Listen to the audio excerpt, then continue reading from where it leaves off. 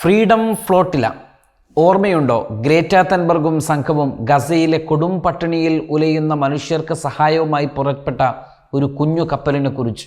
പക്ഷേ ചെങ്കടലിൽ അവരെ ഇസ്രയേൽ തടയുകയും പിടികൂടി മടക്കി അയക്കുകയും ചെയ്തു.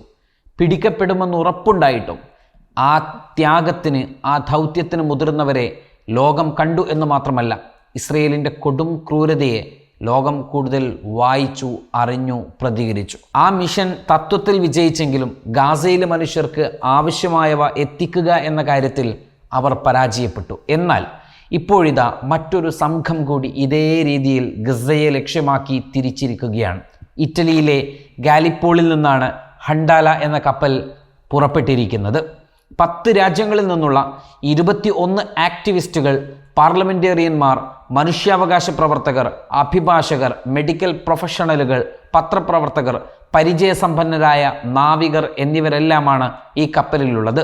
ഫലസ്തീൻ അമേരിക്കൻ അഭിഭാഷകയും പരിചയസമ്പന്നരുമായ ഫ്ലോട്ടില വെറ്ററൻ ഹുദൈവ അറഫും ആമസോൺ ലേബർ യൂണിയൻ സ്ഥാപക ക്രിസ് സ്മാൾസും ഉൾപ്പെടെ 7 US പൗരന്മാരും ഈ സംഘത്തിലുണ്ട്.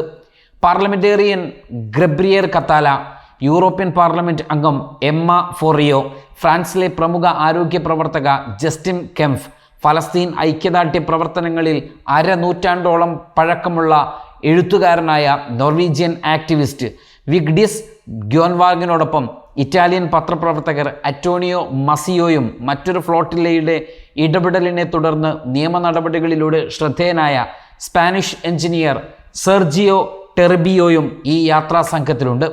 ഗസയിലെ മനുഷ്യരുടെ അവസ്ഥകൾ ലോകത്ത് കൂടുതൽ പ്രതിഷേധത്തിന് ഇടയാക്കുന്നതിനിടെയാണ് ഒട്ടിയ വയറുമായി കഴിയുന്ന, പിറന്നു വീഴുന്ന കുഞ്ഞുങ്ങൾക്ക് നൽകാൻ മുലപ്പാൽ പോലും പറ്റിയ അമ്മമാരുടെ കഥ ലോകമറിയുന്നത്. ഈ അവസ്ഥ തുറന്നു കാട്ടാനും ഇസ്രയേലിനെ കൂടുതൽ ഒറ്റപ്പെടുത്താനും അവരുടെ ഈ യാത്ര ഉപകരിക്കും. ജൂലൈ 20 ഇറ്റലിയിലെ ഗാലിപ്പോളിയിൽ നിന്ന് പുറപ്പെട്ട ഹണ്ടാലയുടെ യാത്ര അട്ടിമറിക്കുവാനുള്ള ശ്രമം തുടക്കത്തിൽ തന്നെ നടന്നു എന്ന് ഇവർ വെളിപ്പെടുത്തുന്നുണ്ട്. കപ്പലിൻ്റെ പ്രൊപ്പല്ലറിൽ അജ്ഞാതമായൊരു കയർ ചുറ്റി വരിക്കപ്പെട്ട നിലയിൽ കാണപ്പെട്ടു എന്നും കപ്പലിലെ യാത്രികർ കുടിക്കുന്ന ശുദ്ധജലത്തിന് പകരം സൾഫ്യൂറിക് ആസിഡ് നിറച്ച് കപ്പലിലെ മുറിയിൽ നിന്നും ഇത് കണ്ടെടുത്തതും ഇത് അപകടം വരുത്തുകയും ക്രൂ അംഗങ്ങൾക്ക് രാസപ്പൊള്ളലേറ്റ് പരിക്കേറ്റെന്നുമുള്ള റിപ്പോർട്ടുകളും ഇപ്പോൾ പുറത്തു വന്നിരിക്കുകയാണ്. ഈ അപകടകരമായ പദാർത്ഥം എത്തിച്ച വ്യക്തികളുടെ വീഡിയോ ദൃശ്യങ്ങൾ ഞങ്ങളുടെ പക്കലുണ്ട്.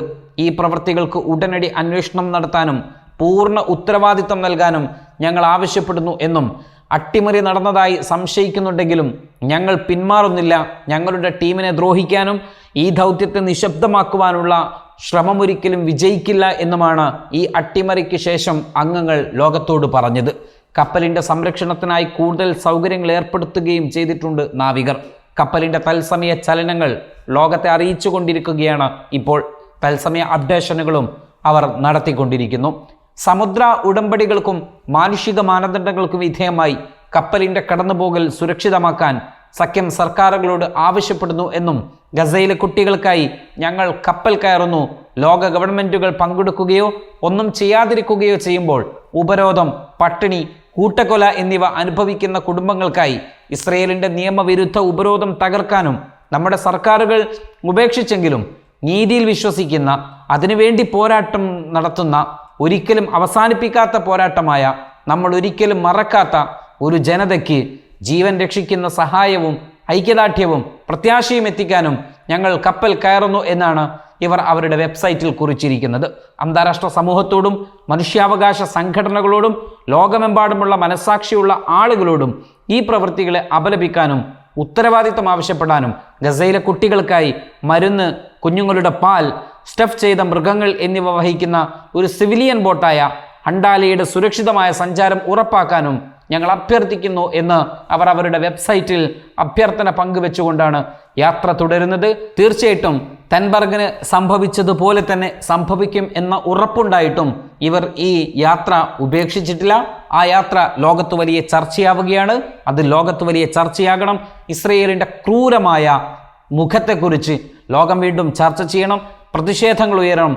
ഓരോ മിനിറ്റിലും മണിക്കൂറിലും മരിച്ചു വീടുകൊണ്ടിരിക്കുന്ന പാവപ്പെട്ട ഗാസയിലെ ജനങ്ങൾക്ക് എങ്ങനെയെങ്കിലും ആശ്വാസത്തിൻ്റെ തിരിതെളിയിക്കുന്ന കിരണങ്ങൾ അവരുടെ മുൻപിലേക്ക് വരണം.